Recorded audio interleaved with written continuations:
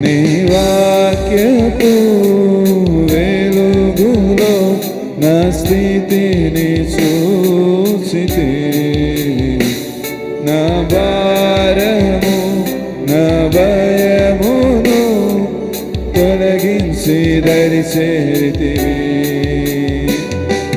చీకటిలో నుండి ఆశ్చర్యమైన నీ వెలుగుకు పిలచిన దేవా, నా రక్షణ దీపం వెలిగించినావే, నీ మహిమకై ప్రకాశించెదా.